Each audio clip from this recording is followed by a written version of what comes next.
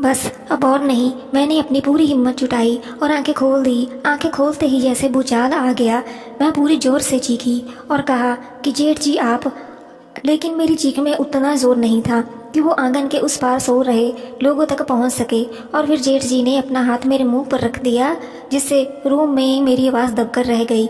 मैं कभी सोच भी नहीं सकती थी कि जेठ जी मेरे साथ ऐसी हरकत कर सकते हैं। हैरानी की बात तो ये थी कि मेरे जागने के बाद भी जेठ जी को कोई डर या पछतावा नहीं था। मेरा मुंह उन्होंने बंद कर रखा था, मेरी आंखों में आंसू थे।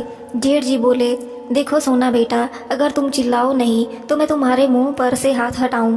मेरा मुंह गुस्से से लाल हो रहा था। जेठ जी के भारी हाथ के कारण मेरा मुंह दर्द कर रहा था।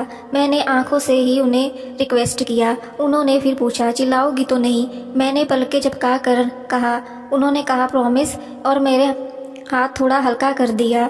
मैंने दबी आवाज़ से कहा, प्रॉमिस। उन्होंने हाथ हटा लिया था।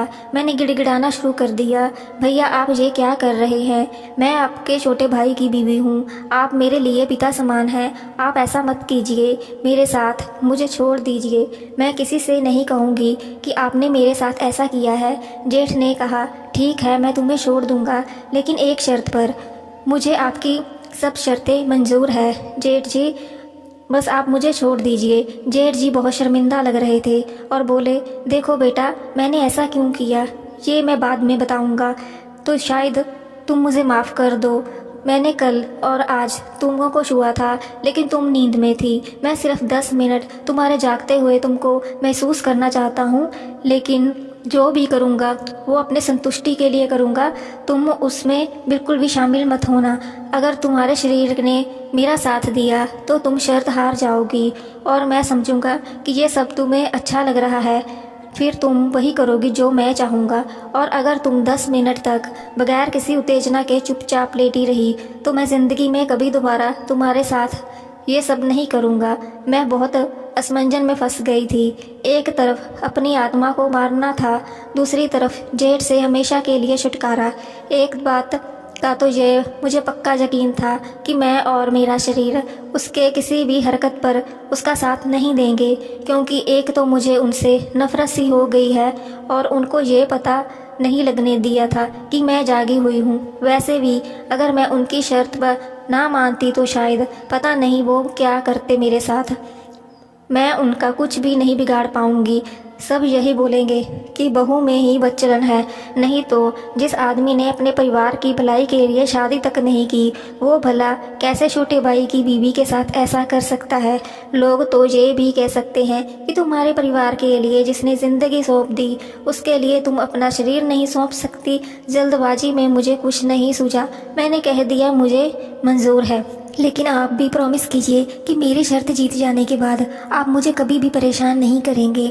जेठ जी ने पूरी तरह से अपने कंट्रोल में मुझे कर लिया था, मुझे चारों तरफ से घेर रखा था। मैंने वादे के मुताबिक अपने आप को ढीला छोड़ दिया। जो भी करना है अब उनको ही। बदन कह रहा था कि ये हसीन पल कभी ख़त्म ना हो, पर ज़मीन मुझे धिक्कार रहा था।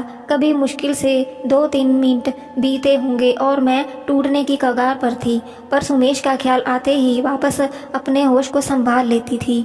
मेरे लिए अपनी बात से वापस आना नामुमकिन था। मुझे वॉशरूम जाना था, पर मैं हिल नहीं पाई। फिर पता नहीं मुझसे इतनी हिम्मत कहाँ से आई। मैंने वॉशरूम का दरवाज़ा अंदर से पहुंचकर बंद कर लिया। सुमेश मेरे दिमाग पर फिर से हावी थे। मैंने सोच लिया कि कम से कम आज तो नहीं। भैया बाहर से आवाज़ लगाते रहे, मुझे वादा खिलाफी करने के लिए कोसते रहे, पर मैंने कहा, जेठ जी आज प्लीज़ अब बस मुझे माफ़ कर दो। मैंने वादा नहीं तोड़ा है, पर आज मैं इस हालत में नहीं हूँ। चिड़ियों के चहचहाने की आवाज़ आने लगी, यानी सुबह हो चुकी थी। जेठ जी सुबह के सैर के लिए निकल गए थे शायद। पूरा उजाला होने पर मैं तैयार होकर नीचे आई। घर पर अब बहुत ज़्यादा भीड़ नहीं थी, सिर्फ घर के ही लोग थे। सब ने कल तक चले जाना था। मेरी भी ट्रेन कल रात की थी, और वो भी जेठ जी के साथ। ख्याल आते ही बदन कांप गया। कब तक बच सकती हूँ? ट्रेन में भी सुमेश हमेशा फर्स्ट एसी का टिकट लेते थे, यानी 2 बर्थ वाला के कैबिन मिला तो पूरी रात छोटे से कैबिन में भी, और जेठ जी भी। परसों हम सुबह दिल्ली पहुंचेंगे और रात में सुमेश की अमेरिका की फ़्लाइट थी। उसके बाद 10 दिन सिर्फ मैं और जेठ जी। मेरे बचने की कोई भी सूरत नहीं थी। मुझे अपने शरीर से बहुत शिकायत थी। वो अब मेरा साथ बिल्कुल नहीं दे रहा था। हालात ऐसी थी कि मेरी जेठ जी अगर मुझे छू भी लेते तो शरीर उत्तेजना से भर जाता था। जेठ जी 2 दिन पहले तक ऐसे तो बिल्कुल ना थे। अभी भी दिन में अगर वो आमने सामने होते हैं तो वो बिल्कुल नॉर्मल लगते हैं। आखिर ऐसा क्या हुआ? मैंने एक एक बात को याद करनी शुरू की। हो सकता है उस रात मैं बहुत ज़्यादा थकी हुई थी, दवा खाने के बाद सो गई थी वगैरह, कपड़े बदले। जेठ जी जब रात को सुमेश को स्टेशन छोड़ने गए होंगे तो मुझे अस्त व्यस्त देखा होगा। कमरे की लाइट भी मैंने बंद नहीं की थी और मुझे बेहोश सा देख कर कुछ लालच आ गया होगा छूने का। पर दूसरी रात, हे भगवान, मुझे याद आया कि कहीं फिर से वैसी ही हालत में तो नहीं थी मैं। मुझे अपनी गलती का एहसास हो रहा था, लेकिन फिर मैंने सोचा चाहे जो भी हो जाए, मैं कैसी भी हालत में क्यों ना हूँ, उनको कोई हक नहीं बनता है इस तरह बहू के साथ पेश आने का। अभी इन उलझनों में कोई ही थी कि सास ने आवाज़ लगा दी। सास अकेली ही बैठी थी, मुझे इधर उधर की बात करने लगी। फिर उन्होंने बोला, बेटी एक चीज़ मांग सकती हूँ तुमसे? मैंने कहा, जी आप आज्ञा दीजिए, मांगने की क्या ज़रूरत है? मैंने कहा, बेटी पहले कसम खा कि तू मना नहीं करेगी। अगर तूने मना किया तो मेरा मरा हुआ मुंह देखेगी। मैंने तुरंत ही हाँ कर दी। सास बोली, बेटी तुम लोग नए ज़माने की हो, मॉडर्न हो, तुम्हें जल्दी बच्चा नहीं चाहिए, फिगर खराब हो जाएगा ऐसी सोचती हो। लेकिन अब मैं ज़्यादा जीने वाली नहीं हूँ, खानदान का वारिस देख के जीना चाहती हूँ। बड़े ने शादी नहीं की, छोटा दिमाग और शरीर से अपाहिज है। अब सिर्फ सुमेश है जो खानदान आगे बढ़ा सकता है। लोगों ने बातें करनी शुरू भी कर दी है। 3 बेटों के होते मेरा खानदान अभी तक वारिस को तरस रहा है। मुझे अगले 2 महीनों में बच्चे की खुशखबरी मिलनी चाहिए। तुम्हारे लिए मैंने शाम को गांव में सभी बहुओं को खाने पर बुलाया है। उनके साथ बातें करो, कुछ पूछना हो, सीखना हो, खुलकर बातें करना हो कर लेना। सब के सब या तो माँ बन चुकी हैं या बनने वाली हैं। मेरे मुंह से बस इतना ही निकला, जी। मैं किचन की तरफ जाने लगी तो सास ने आवाज़ लगाई, थोड़ा रुकिए करके कहना कि मैं बहू बिना खुशखबरी के गाँव मत आना, शहर में ही अपनी मनमानी करो। मेरे ऊपर जैसे एक और बम फूट गया। अभी भैया के कारण दिमाग खराब था, अब सास ने एक और सरदर्द दे दिया। मैं बहुत दुखी थी। सास को जवाब नहीं दे सकती थी, नहीं तो बोल देती कि मैं तो खुद ही माँ बनने को मरी जा रही थी। लेकिन कैसे बनूं? हम तो कुछ यूज़ भी नहीं करते हैं, अब बच्चे नहीं ठहरे तो मैं क्या करूं?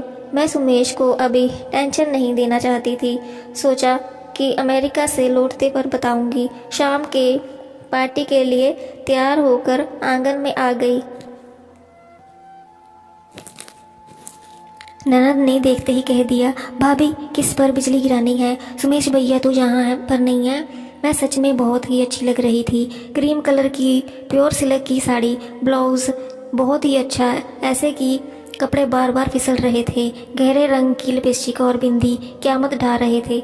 मैंने गांव की बहुओं की खूबसूरती की बहुत तारीफ सुनी थी, इसलिए मैंने अपने को सजाने में भी कोई कसर नहीं छोड़ी। पार्टी शुरू हो गई। इस गांव के लोग कहाँ से ढूंढ की बहुएं लाते हैं, एक से बढ़कर एक खूबसूरत। मैं बस उनमें से कपड़ों के मामले में आगे थी, क्योंकि मेरे कपड़ों की फिटिंग और सलीका सबसे अलग और सुंदर था। सब मेरी तारीफ कर रहे थे। एक बहू मेरे लिए गजरा लाई थी, बालों में लगा दिया। ये सिर्फ बहुओं की पार्टी थी, सिर्फ नौकरानी ही सर्व कर रही थी। हम आपस में बातें करने लगे, हंसी मजाक करने लगे। एक ने कहा, दीदी आप कितनी लकी हो, जब आपको बच्चा होगा तो डॉक्टर घर में ही है। मैंने कह दिया, नहीं नहीं, मैं तो शहर में ही दिखाऊंगी किसी लेडी डॉक्टर को, वो मेरे जेठ जी हैं। दूसरी ने कहा, तो क्या हुआ बहन, है तो डॉक्टर ही। यहाँ कितने भी बहुएं हैं आई हुई हैं, सबके डॉक्टर वही हैं। और बहन आज तक सभी के सभी नॉर्मल डिलीवरी हुई है। 1-2 बहुएं ने शहर में डॉक्टर को दिखाया था, ऑपरेशन करना पड़ा और बहुत तकलीफ उठानी पड़ी। हमारे डॉक्टर तो दूर गांव से लोग आते हैं इलाज कराने। गांव की सबसे खूबसूरत बहू चंपा थी, जो सुमेश के दोस्त कमल की बीवी थी। क्या खूबसूरती थी उसकी, कोई हीरोइन की तरह लगती थी। मैंने अपनी ज़िंदगी में इससे खूबसूरत औरत नहीं देखी थी। 1 साल का बेटा था पर मस्त अच्छी थी। उससे मुझसे पूछा कि आप अकेली जा रही हो जेठ जी के संग? मुझे कुछ अटपटा सा लगा। सवाल, पर मैंने सिर्फ हाँ में सर हिला दिया। मैं जेठ जी के जिक्र तक से दूर रहना चाहती थी, पर पूरी पार्टी में उन्हीं की बातें हो रही थी। मैं तो पहले से ही जली भुनी थी। पार्टी में उनकी तारीफ ने तो मेरा दिमाग खराब कर दिया। कम से कम किस्मत के मामले में जेठ जी बहुत धनी थे। एक से एक सुंदर औरतें, और सब के सब खुद चल के आती थी। मैंने मन ही मन सोचा कि ऐसे आदमी को शादी की क्या ज़रूरत है। मैं अगर इनकी बीवी होती तो रोज़ झगड़ा करती। पार्टी ख़त्म हो गई थी। मैं भी सास से इजाज़त लेकर अपने रूम की तरफ चल पड़ी। अभी तक तो पार्टी का ख्याल ही नहीं था कि भैया मेरा इंतज़ार कर रहे होंगे। देवर आज थोड़ा परेशान कर रहा था, इसलिए भैया शाम से ही रूम में थे। उसे रात को नींद की दवा देकर सुलाया जाता था। मैंने नीचे अंदर से दरवाज़ा बंद कर दिया और रूम में आ गई। भैया मेरे पलंग पर ही एक कोने पर बैठे मोबाइल पर कुछ कर रहे थे। पूरा रूम खुशबू से भरा हुआ था। भैया ने सुगंध वाली अगरबत्ती चारों तरफ से जला रखी थी। मैंने पूछा कि ये कैसी खुशबू है। उन्होंने कहा कि मच्छर ज़्यादा थे इसलिए जला दी। मैं भी पलंग पर दूसरे कोने में बैठ गई। थोड़ी देर तक हम दोनों ही चुप रहे। फिर जेठ जी बोले, अच्छी लग रही हो। मैंने जवाब नहीं दिया। मैंने सोच लिया था कि एक आखिरी कोशिश जरूर करूँगी अपने सुहागन का फ़र्ज निभाने की। इस वक्त सुमेश मेरे दिलो दिमाग पर छाए हुए थे। जेठ जी ने कहा, कपड़े बदलने हैं क्या? मैंने कहा नहीं, पहले आपसे बात करनी है। जेठ जी मेरी तरफ देखने लगे। मेरा चेहरा तमतमा रहा था। मैंने अपनी आवाज़ कड़ी और कहा, देखिए जेठ जी, मैं सुमेश को ये सारी बातें बताने वाली हूँ, जो कुछ भी आपने किया है मेरे साथ। अगर आप आगे से कुछ ना करने का वादा करें तो मैं इस बात को यही दफन कर दूंगी। भैया ने कहा, और तुम्हारी प्रॉमिस? मैं आपके पैर पकड़कर आपसे माफ़ी मांग लूँगी। जेठ जी बोले, ये चीटिंग है। अच्छा, अचानक पता नहीं कहाँ से मेरे अंदर इतनी ताकत और हिम्मत कहाँ से आई। मैं लगभग चीखते हुए उन पर गालियों की बौछार करने लगी।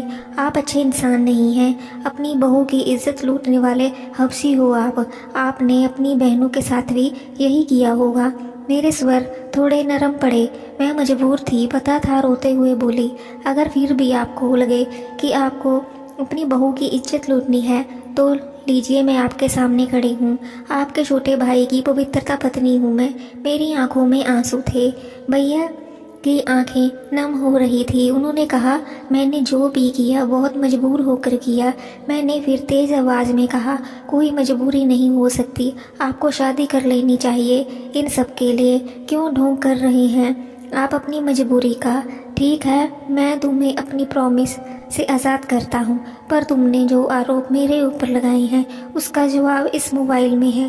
देख लो, मेरे तेवर कम नहीं हुए थे। बोल पड़ी, मेरी फिल्म बना ली होगी, और आप कर भी कह सकते हैं। तभी मोबाइल से मेरे पति की आवाज़ आई, सुमेश भैया, आज मैं तुमसे कह रही थी कि मुझे 1 महीने के अंदर बहू की माँ बनने की खुशखबरी दो, नहीं तो मैं तुम्हारी